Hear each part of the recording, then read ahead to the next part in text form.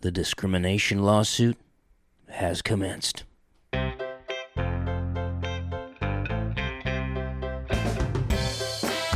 Hello, everybody. Welcome to the Tyler Fischer Show. Big episode, episode 50. Why is it big? Because 50 feels big. It's no different than any other episode aside from just that. Episode Cinco de 50, as they used to say in Spanish. Thank you for joining me on this journey. Episode 50. Did we think we would make it here? No, nobody did. Nobody thought we would make it even to episode 1. You know, the odds were against me that I would even get through a single episode with my attention span, but this is a big episode. My pal Ryan Long, very funny guy, not Asian, but very funny, and Asian last name, and Canadian. Never asked him about the last name. He did a podcast, a solo podcast, and he did 50 episodes. Funny guy. Stand-up special out right now. On his YouTube page, Ryan Long, free stand-up special. He said, I have 50, I was done. He goes, what I learned after I finished episode 50 is I had 50 ideas. And they're gone. He's Canadian, so he sounds more like, hey, I had 50 ideas, eh? And that was it, eh? And it was about time I stopped the podcast. But he still does a podcast with a guy, Danny Polishchuk, who I just love him, you know. Don't stop watching mine to watch theirs, but if you also want to watch theirs. Because it's two guys, two bros having a good time. It's called The Boys Podcast, you know. Women are welcome too, or whatever. If you know what a woman is, I guess the Supreme Court nominee can't watch it because she doesn't know what a woman is. But anyhow, that's not what I came here to talk about. It is definitely what I came here to talk about, but I'll talk about it later. First, I want to tell you that if you live in Milwaukee, Wisconsin, I have 2 shows this weekend. Tomorrow, Friday, and Saturday, or tonight if you're listening to this now, or it's in the past if you're listening to it after it's out. But I'm very excited. 2 shows in Milwaukee, Friday, Saturday, both at 8 o'clock, both in the Milwaukee area at 2 different breweries. I do these fun brewery shows where we just go to these breweries and we set up chairs and make our own venue, and somebody brings an amplifier and a microphone, and they're nice and kooky and relaxed and non-formal. Some of the comedy clubs can be a little formal. And so I got those coming up. Very excited. You can get tickets at tylerfischer.com, FISCHER, FISCHER. The German spelling is very German of Milwaukee. I did a little bit of Googling. Yeah, and it's very German. It's the highest German population in the entire country is in Milwaukee. And so they do the big pretzels and the fun and the beer steiners and the scheisses and the franks and the Entschuldigungs and the 1, 2, 3s. Make sure you stay 1, 2, 3 if you're out in the rain in Milwaukee. And it looks great. They've got all these great German pubs and all that stuff, the beer halls and stuff. So really excited to get inside of you. I got to see the country. The link is also in the description of this video for Tix. And I'll be going to Las Vegas on the 15th. April 15th, I'll be in Vegas doing a show. And then I had a show in San Diego, but apparently there was a bit of a snafu with the venue. You had to get the vaccine for animal rabies. That's what they said. And we said no. So we're finding a new place. They also said you had to not only have the AIDS vaccine, but you also have to have AIDS. That was their thing. They're like, you have to have AIDS and the AIDS vaccine, and you have to have COVID and the COVID vaccine. Don't you love these people that have COVID, they announce it on Twitter or what have you, and then their last line is, and just a reminder to get vaccinated. Hey, I have COVID, the thing the vaccine's supposed to not allow you to get, and I'm sick, and give me a movie recommendation. Hashtag Hillary Clinton. And everybody was sending her like these war movies that were based on some fumbles and flubs that her husband made. Because she's like, I have COVID, send me some recommendations. And they sent some funny stuff. But what are you doing? What are we doing? This is so wild. It's like, this is why you don't do an episode at 10 p.m. You don't have I'm not slinging the good similes here. I don't have my simile slanger out. It's like, okay, here it is. It's like, hey, I got this bulletproof vest, but I got shot. And the bullet went through the vest and went into my pancreas. I'm recovering. Please send movie recommendations while I recover.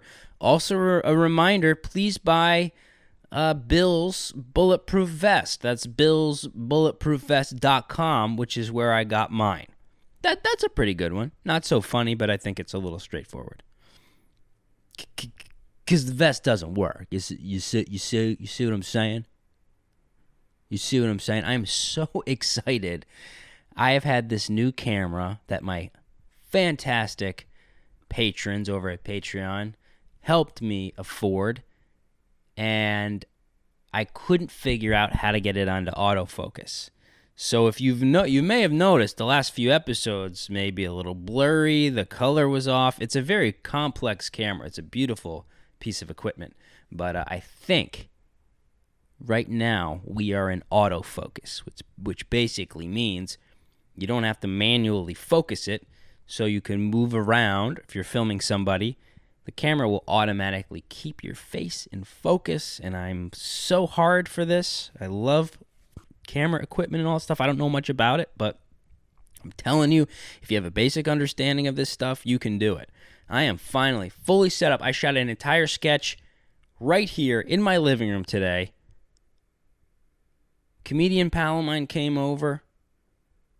My buddy Jonathan Randall, who was in the vaccine passport bouncer sketch, where he's like AIDS vaccine, herpes, hepatitis, black plague. He came up with this really, really funny, simple idea. So I sat down, I wrote it up. I said, come over.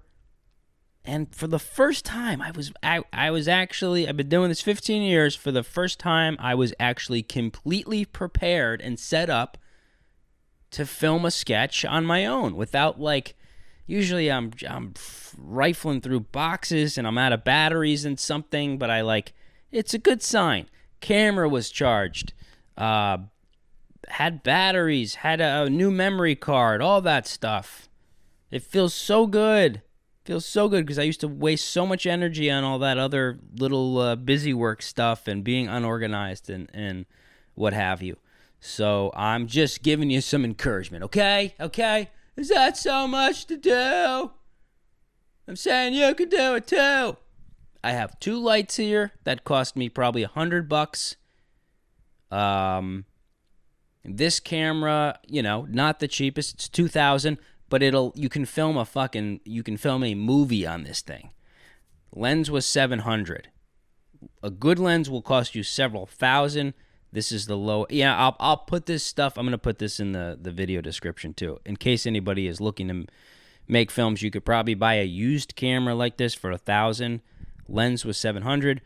So okay, that's it. That's all you need. This microphone cost $100. The preamp into my thing costs $100.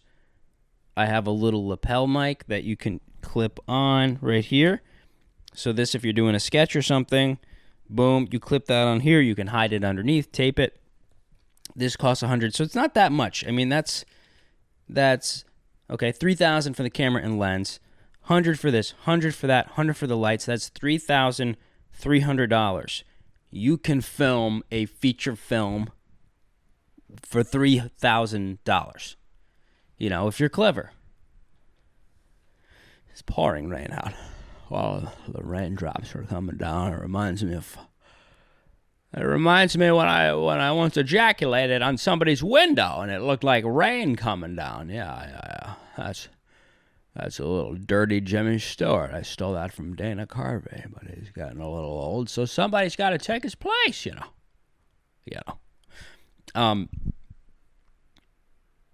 Okay. Mandates are done. We know that. That's good. Mandates are done in New York. And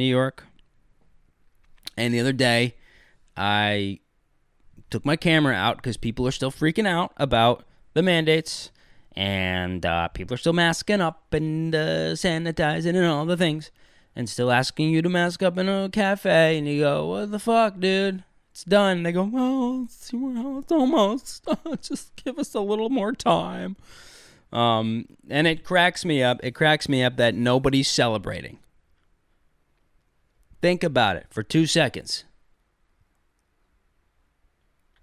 There should be 2 celebrations, three celebrations happening right now. Celebration number 1 is the people like myself and like some of you who lost their jobs, livelihoods, etc. And I know a lot of damage is done. A lot of people aren't going to get those jobs back. A lot of people aren't going to get a lot of stuff back. I would say, on average, most, at least over 50%, hopefully get the jobs back, hopefully start eating in restaurants again, maybe start seeing friends. I know there's going to be damage done. So that should be a celebration, okay? I'm having my own celebration, which is, thank God I can just feel like I'm not killing people or like I'm some kind of enemy. So that's a little celebration. Celebration number dos should be the people who continue to live life and keep their jobs and stuff. There should be somewhat of a celebration, whence looking at those who lost their stuff and go, hey, look, agree to disagree. I thought we should have these mandates. They didn't, but hey, you know what? They're Americans or they're whoever they are, and they have their life back. Good, welcome back, Water under the bridge. Welcome back. Have a cheeseburger. Get a happy ending. Well, those you can get really throughout the entire pandemic. Some of us were supporting Asians and stopping Asian hate. Third celebration, logically, would be, and look at me, I'm still in focus. Look at that. Would be everybody who unwittingly, willingly, dyingly just submitted to the government, did everything they said, did all the things, wore all the masks, washed all the eggs, stayed home, did the right thing. Do the right thing. Why won't you, Tyler? Well, if they believed the government told them to jump off a bridge into a vat of vaccine, they would have. And fine, I don't care what you do. But the government just said, guys, we're doing pretty good with this pandemic thing 2 years after the pandemic. The pandemic is pretty good. Good enough to let go of those restrictions. The tight grip on our balls. Let it loose. Wouldn't those people be screaming in the streets going, yay, we're back. We're back, ripping the masks off, ripping their dicks out, taking their little dick masks off their dicks, taking the little dick face shield that's just proportional to fit on their dick because it's a hole and any hole is susceptible to COVID. They should be celebrating. Are they? No, they're not. And what does that tell you? Right? You got to pay attention. What does that tell you? That tells you that this isn't ultimately what they wanted. They didn't want it removed. They wanted to keep it locked down. for whatever reason. Maybe it's a good excuse to not live their life. Maybe it's a good excuse to feel power and exploit that power by shaming people like you and me. But none of it's happening. It's fucking blowing my mind. And so what's my point there? Well, you ask, Tyler. Maybe I should be asking you, why is Tyler doing a completely improvised podcast? Maybe that's what we should be asking, instead of looking for the point at the end of the thing that I forgot I was talking about. Oh, here it is. My point is, I took out my camera and started filming.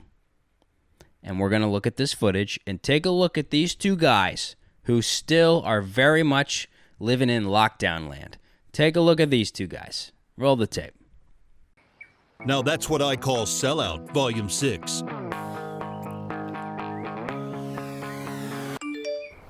CDC says you should be wearing 2 masks, actually.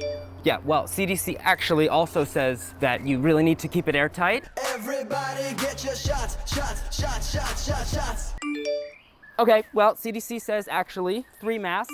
Okay, Actually, 4 it says masks. 4. 4 masks. 4. Just get one on here. There we are. Good. 5. 5 is fine, and it makes sense. I'm not afraid to take the jab. And 6. 7, great, great. Siete. That's inclusive. 35, 47. 36. 99. Right, Good. that's Do the it. right thing. CDC says pantyhose really seal the gap. Oh. CDC says better than panties is a plastic wrap.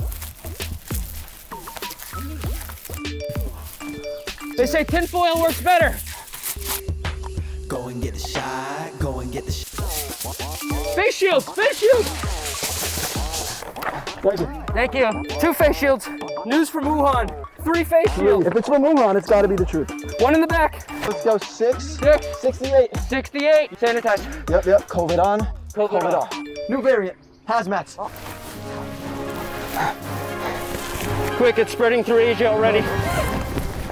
Good. Seal it up. CDC says clown mask. My nose. Put a mask on that mask. You have one? Yeah. Thank you. CDC says second booster shot. 3rd, 4th. Double doses.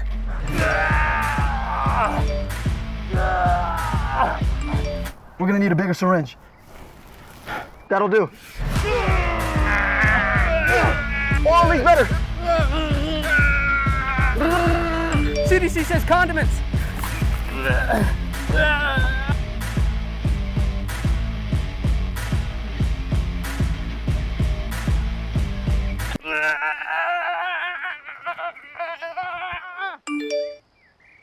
The CDC says none of this works anymore.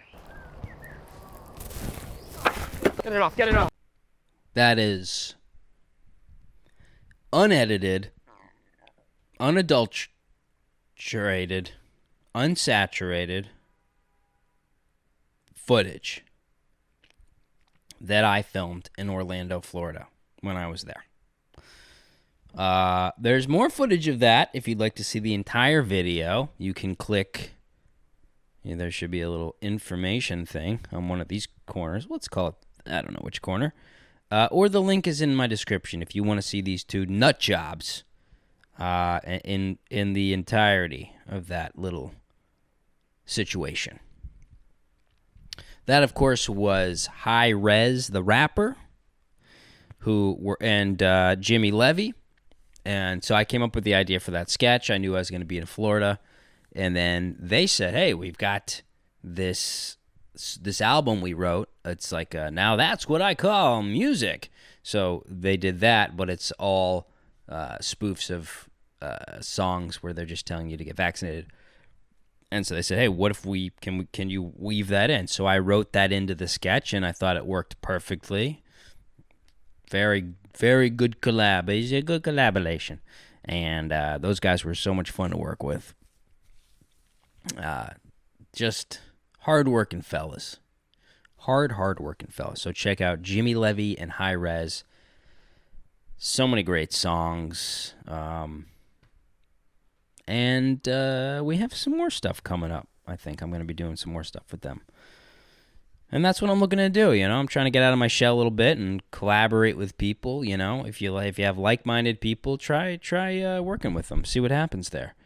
See what happens. And then I'll be putting up some bloopers, some fun bloopers on Patreon. I'm excited for that because it was, as you can imagine, we sort of cracked a lot when filming that. It got very messy, and that's what, very excited. Very excited.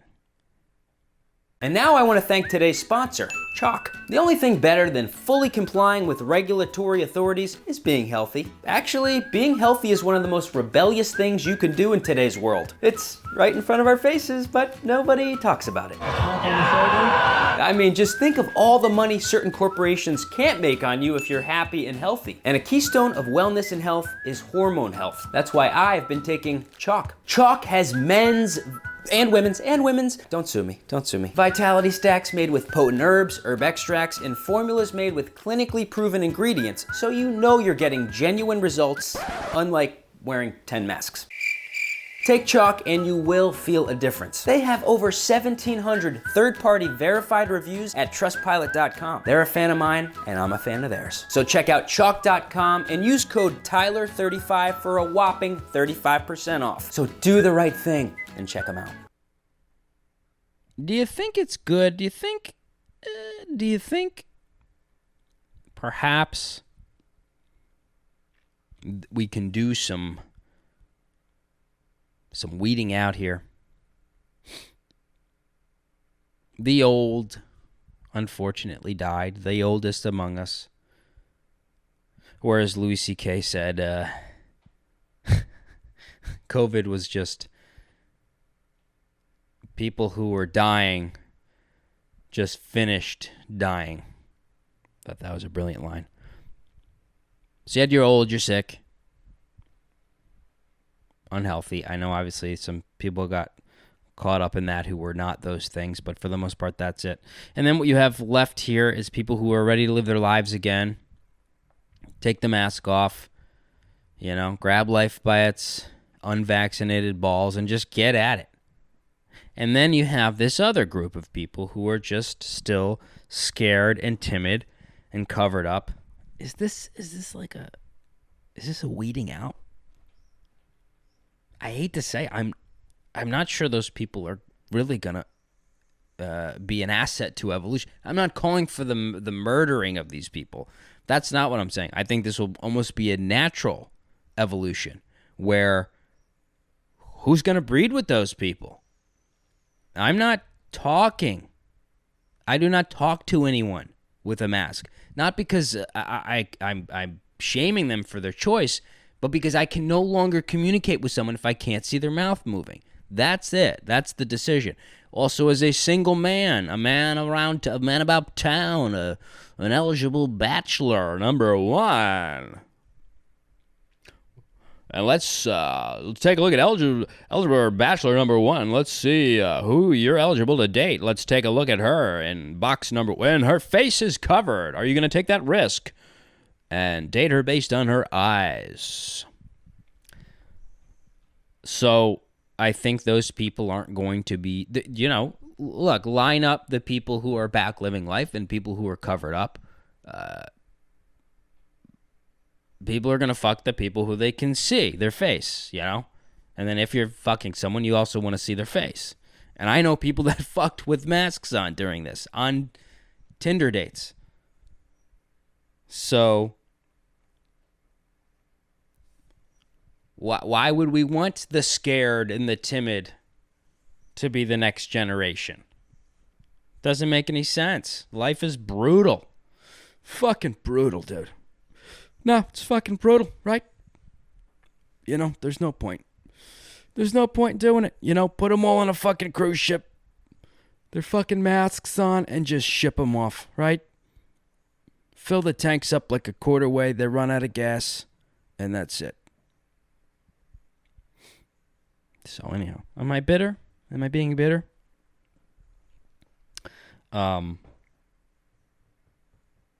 Cowardly, that's really it. The cowardly, they've got to go. They have got to go. And you know what we're also doing? Some are now doing with the people who are still wearing masks and distancing, all the stuff that is not based in any science. What we're doing with them is we're treating them like some people treat, let's say, some trans people who, well, more specifically, we'll say trans people who perhaps aren't trans, people that say, I'm trans, I want you to call me a woman or this, that, or the other, or one of my 5,000 pronouns. And some are genuine. I'd say most are genuine, and that's how they feel, and that's how they want to be called. But you're going to get some who are exploiting it, some men who just want to go in the women's bathroom, and they go, well, I am a woman. I am going to go pee and see if the gal in the stall next to me needs help with her period or whatever. And then you've got the guys like Leah Thompson or whatever the heck, the guy that's destroying all of the women in the pool. He's killing the women in the pool. Why is this guy in the pool? His shoulders are as wide as the BQE Bridge. It's a bridge in Brooklyn, a little obscure. Could have done something else there. Could have went to George Washington. And now that's what we're doing to these people, where we're feeding into their neuroses. Hey, can you just put a mask on? Okay, fine. My buddy today got a haircut, and they asked him to put a mask. He goes, well, we're done with that. And they go, yeah, but can you just, for me? And he did it, and people are doing it. I've gotten sucked into it. I order a coffee. Literally, the guy makes it. Goes, oh, you need a mask. And I'll just he just held it up to my face. And I go, there you go. And then I fucking threw it away. But we're now feeding into that. So we're strengthening the most neurotic, illogical, non-science-based people in our communities, and we're giving them superpowers. It's got to end. It's got to end. Speaking of ending, I wanted to give you guys a little update. Some of you may know the story. If you're new here, this was episodes many ago, because I've done 50 now, as you know. But one of the big stances that I've taken, one of the biggest I've taken, like actual actions against things that I feel incredibly strong about fighting, things like judging people based on skin color, hiring or firing based on skin color, the equity doctrine that is sweeping the nation, if not the world, lots of countries. Equity, which is basically equal outcome. So that means you've got 10 jobs and you're hiring for 10 jobs, rather than having everybody compete that can compete equally, and the most qualified person wins, regardless of what they look like or sound like or how tall or fat or skinny or anorexic, whatever they are. That's who gets the job or the position. Equity is, no, we are going to have a perfectly equal outcome. So if there's 10 positions, we will have a man, we will have a woman, we will have a gay man, we will have a lesbian, we have a black woman, we will have a black lesbian, we'll have a white man who thinks he's a lesbian who identifies as a black gay man, we will have a transsexual, transphobic, non-trans identifying as transless. The list is infinite, goes on and on and on, and you could see how that will spiral into absolute chaos, because you have an infinite number of ways you can identify. You can break it down by height, by weight, by disability, by health, by skin color, by gender identity, by who you have sex with, by who you don't have sex with, asexuals I'm talking about. And it's going to be absolutely maddening. So, need I say, it has infiltrated the entertainment business. And I thought about it too, and I know I talk about this stuff a lot, and people might not relate to it, or might not see it in their jobs or other jobs. And I realized the other day, the entertainment business, we are the spokesman for this. Whatever happens in society, the actors and the musicians and the artists, we're the ones that convey it. Whether we do it naturally on our own or have a sort of a counter to it, or a corporation just quite simply pays you to do it. You know, I audition for all sorts of commercials that are just big old fucking virtue signal things. I've had auditions come in for the vaccine and all this stuff. I passed on that one. I didn't do it. But actors see this first and foremost because we're the face. We're on the billboards. We're on the TV shows. We're in the commercials. You know, we're dancing with Stephen Colbert in our little vaccine fucking outfits during that little musical number he did. And so that's why I worry, because it's going to be top down. It's going to go from the entertainment business and it's going to trickle down into all sorts of jobs. It's happening with airline pilots. Airlines are announcing what percentage will be female and minority and fucking gay and all the things. All the things. And so, had a manager drop me, an agent drop me because he goes, yeah, you know, it's just really not your time. You know, it's not your time. You know, you guys have had it pretty good. You guys have had a pretty good run. You know, you whites have had a pretty good fucking run. And it's time to just fucking, you know, unlatch those boots and hang up the snowboard and just, you know, we got some air. We fucking, that half pipe, we fucking destroyed it. And it's time we sit down. But my argument, and it's not even an argument, is like, I have nothing to do with anybody who had a good run. I have nothing to do with them. I don't even know who my fucking real great-grandfather is. I don't know who my grandfather is. I don't know. I don't know who some of my distant relatives are. I don't even really know some of my immediate family, like, very well, you know? And so I'm not taking responsibility for any of that or anybody else. I take responsibility for myself, and that's where it begins and ends. And my dog, of course. But he's a good old boy. So the last thing that happened, which launched why I'm doing this podcast, which launched why my house is now a film studio and why I'm, you know, flying to Milwaukee and performing in a brewery and not a comedy club or on a late night TV show. And that last little domino to fall was a management company, an acting management company that had been scouting me, reached out to me. At that point, I wasn't really reaching out to get representation. A manager helps you get auditions, helps you get an agent, helps you get, you know, a TV show, helps you with the script, and manages your entire career because artists are not focused. So, they're stringing me along. We love you. We're going to get you auditions. We're going to make you a star, get you on SNL, get you on Kirby Enthusiast. They bring me in, right? I'm all excited, put my life on hold. I go, you know, I've been in this game, 14 years. I'm ready for this. I'm ready to go. Let's go. Let's go, Brendan. Let's go, Brian.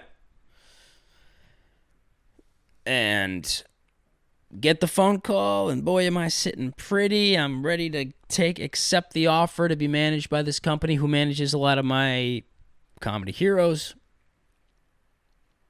And wouldn't you know it, he says, look, we love you. We love you, T-Bone. We believe in you. But we just don't believe in your skin color. We are not taking on white men. White men? We are not taking on white men.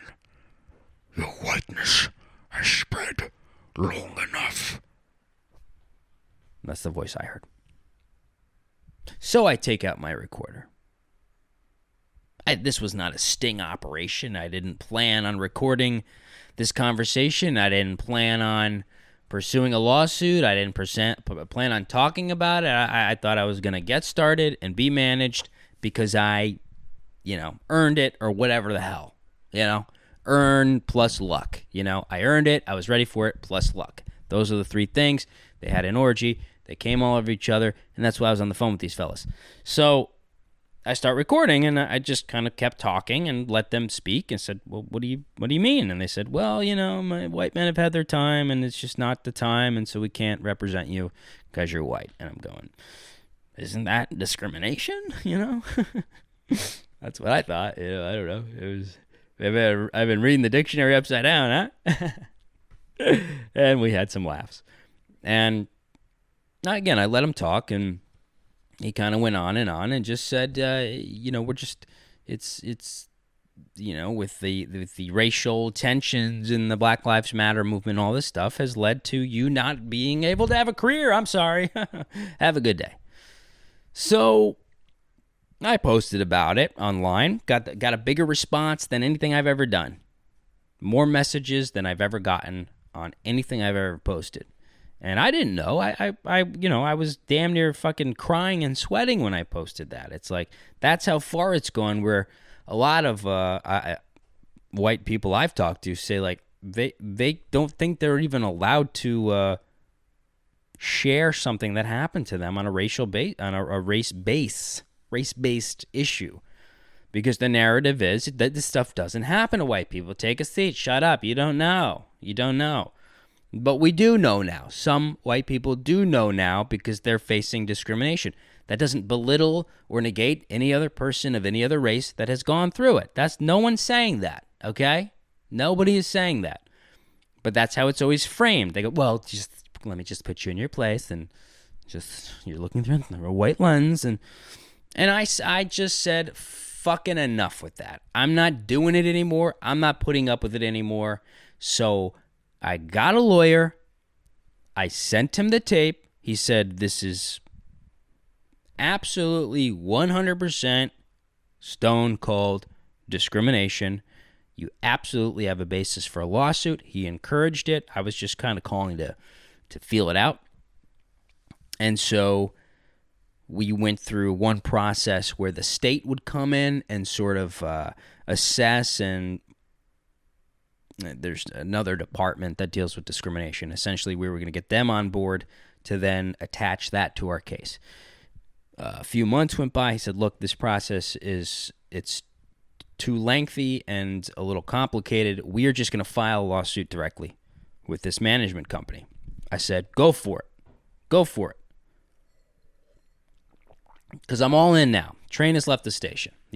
This stuff can be spiritually damaging and exhausting and scary and all the things, but they did this to me.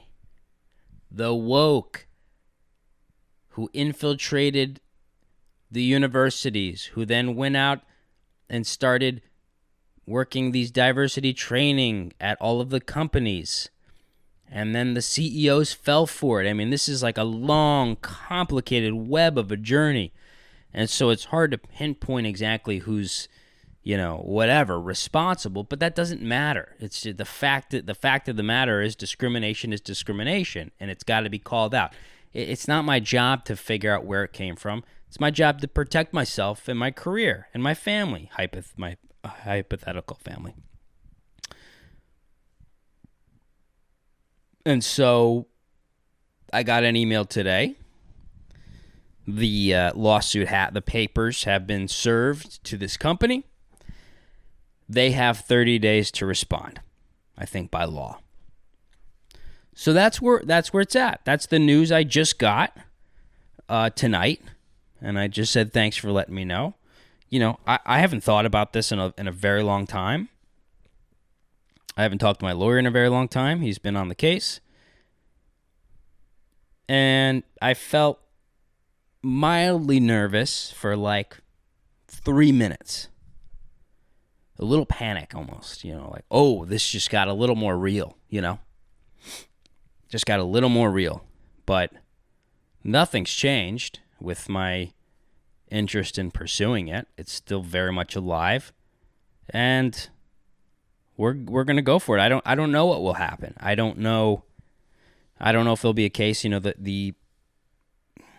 the gray area was that, a manager doesn't hire you for a job. It's not like somebody hired me to be a graphic designer and I'm in the company and getting benefits and an actual hire of the company, then they fire me because I'm white, or that graphic design company didn't hire me because I'm white. A manager doesn't necessarily hire you to be paid. They hire you to get work.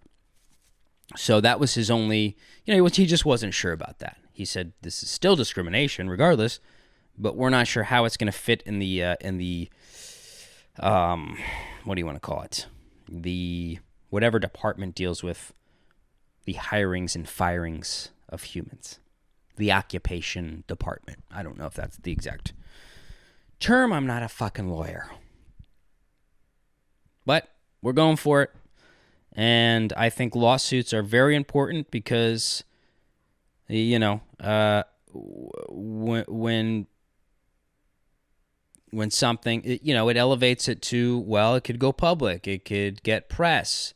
It can get leaked out. It can get publicity, that you're being a discriminatory company can get negative press. There can be a financial implication to it if you have to pay damages, and I haven't thought about any of that. I'm not doing this for money. I'm doing it because I believe in it, and I don't want anybody to feel the way that I felt after that phone call. Absolutely threw me for a fucking wild ride of emotions for months and months and months. Because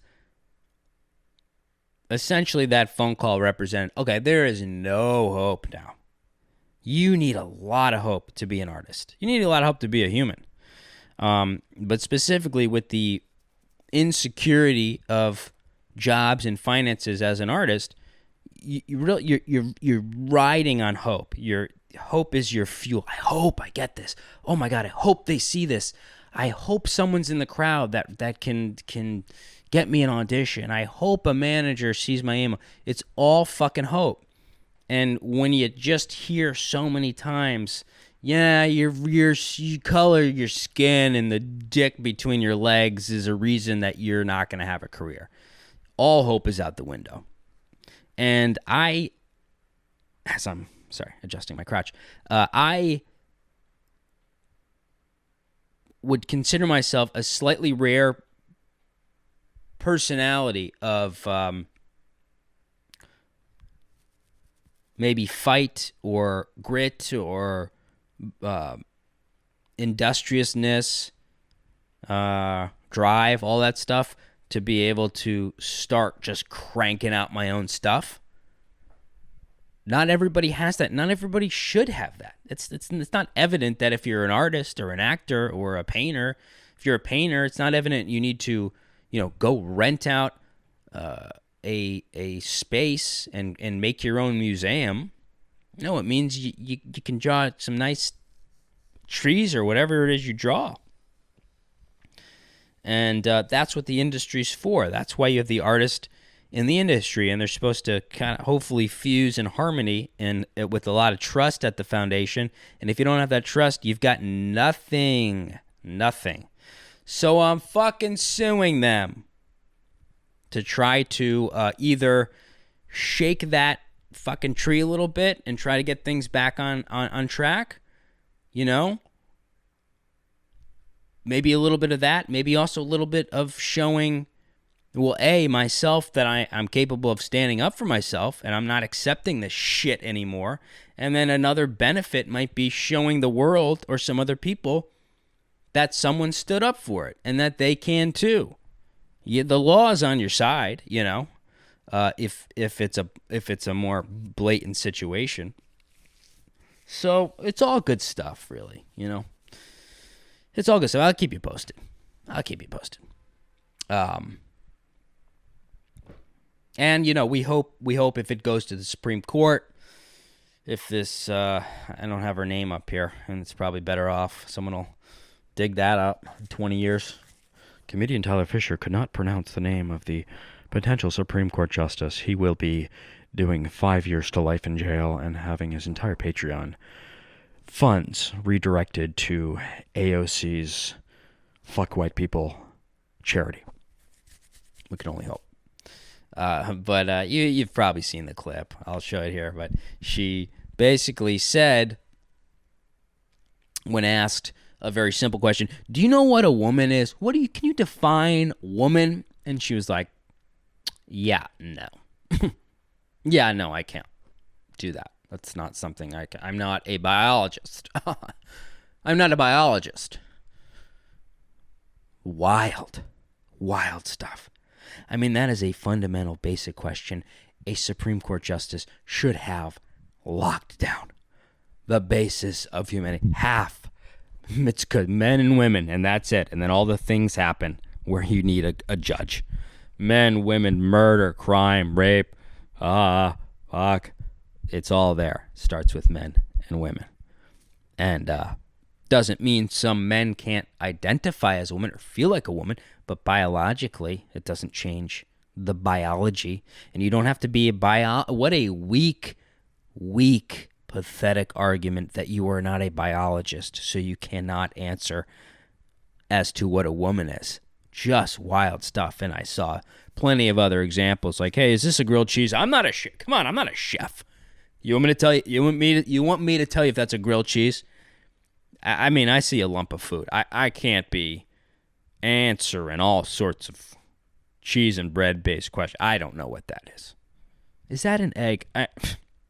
That could be a goddamn fucking turkey, for all I know. 2 + 2. I'm not a mathematician. So I made this little video here.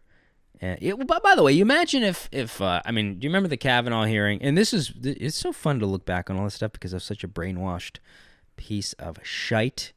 Where during the Kavanaugh thing, I mean, man, it's so wild. I just believed everything they said. I mean, I really believed he was a rapist. I believed he did whatever the things they accused him of. I go, yep, lock him up, whatever you're going to do, whatever you do. And then I went back and watched the Kavanaugh hearings, and of course he was not found guilty of any of the things, and he is now a Supreme Court justice. Didn't do the raping, didn't do the fondling, dondling, diddling, whittling. And I thought, what if, it's like, what if they treated her like that? That wouldn't fly. They'd be called racist, right? So it's not fair treatment. It's not fair treatment. So anyhow, we'll end the show here with this is every date that I've ever gone on with a feminist. Can you provide a definition of the word woman? I really don't think I should, just with the controversy about gender and all that. You can't? Okay, I could try. A woman is pretty. What do you mean, pretty? Pretty cool. Okay, this is going to cancel you. Well, women can do anything that men can, except maybe swim quite as fast. I mean, the same. They can float. We all float, and maybe they can float more because they have boobs. Are women men? I like boobs. I like them a lot. I Do you want to be canceled, Tyler? Like to have sex with women and kiss them and. Okay, I'm gonna go ahead and cancel myself. Just go delete my social media accounts. Put him in jail. Dating in a super duper liberal area is one big rat trap mind fuck. I have a great book called Stop Walking on Eggshells, and I recommend anybody who lives in Brooklyn, New York, or Portland, Oregon, and if you're not a total fucking psychopath and you're somewhat logical, maybe a little middle of the road, maybe a moderate or what have you, or a liberal who actually has real liberal beliefs. By the way, Bill Maher on Ben Shapiro, highly recommend. Great to see two people who disagree having a very calm conversation. And Bill Maher seems to be coming around quite a bit, saying very openly, hey, I am a liberal. I haven't changed. You've changed. Okay, people, you've changed. I haven't changed. They've changed. Okay. So that's a great, what is it called? The Sunday special, Ben Shapiro with with Bill Maher. They show love for each other. They show respect, and I think that's great. It's a good example of how people can interact and have a fun conversation and debate. They would keep it fun and remind each other they liked each other, and then they got into it, and it was fantastic. So that was wonderful, simply wonderful. But that's what it's like. That is what it's like. You're just in this, and I'm not saying there aren't some cool babes around the city, and there's probably, you gotta go under some kind of bridge to find them, Manhattan Bridge. But God, I don't miss that. I don't miss that at all. I don't miss that one fucking bit. Every day, the patriarchy comes up, and your colonizing ancestors come up, and your skin color comes up, and your privilege comes up. Men are gonna be so excited to fuck the robots whenever they come out, and I know they're making the fuckable robots. And ladies, you gotta have a talk with these extreme aggressive feminists. I've said it before. Guys, we did the whole holding our pals accountable during the Me Too movement. A lot of guys stood up. A lot of guys spoke up. I got a fucking beating from my girlfriend at the time. Holy shit. She didn't let me speak for a week. I mean, given I was a castrated little bitch back then, but she was like, I don't want to hear you talk. I don't hear a fucking word. This is my time. Of course, she didn't sound like that. Her voice was way deeper and scarier. But, yeah, you got to have a talk with your gals and go, you got to settle down. Settle down. You're scaring us out here. Absolutely scaring us. I got to ship women in. I'm flying girls in from fucking, Poland. I need a nice, quiet Polish woman. That's what I'm doing. Get me a quiet Polish woman. She will sit there in the corner, shivering a little bit. I don't know why. I just picture a Polish woman in one of those scarves over her heads, just kind of slowly eating a lukewarm sausage, some cold frosty air coming in, and she just doesn't say anything. And that's the love that I'm searching for because of the women that have scared me. Look what you've done. Look what you've done to us. Well, I hope to see you in Milwaukee. Friday, Saturday this week. Very exciting for that. And then Vegas. And then I've told you I got a manager. We're gonna start really. We need time to lay the foundation and everything. But make sure you sign my email list. In the description there, tylerfisher.com. You scroll down a little bit. You put your email in. We're starting to lay the groundwork, lay the pipe. Frankly, we're laying the pipe, and this is like good pipe. And we would be laying the Keystone Pipeline if Sleepy Retarded Joe didn't. He ended the pipeline. It's so stupid. We're laying the pipe so we can start isolating. Okay, we've got some groups of T-boners and Team Tyler people around these areas, and we can start doing shows and big things. That's all I can say. Big things, thanks to you. So, have a great week. Sue somebody if they discriminate against you. Speak up where you can. Take it easy. Go slow with it. It's a question I get a lot is how do you speak up? How do you do this? Go slow, and you've got to have a support system. You've got to have good friends. Make that priority number one. Went away to Pennsylvania this weekend with my good pals and got 3 great friends, and life is just so much more fun when you have good friends. So, these are new friends. I made friends later on in life. So it is possible, do a meetup group, do what you got to do. If you're an addict, go to 12 Steps. You can meet great fellow addicts there.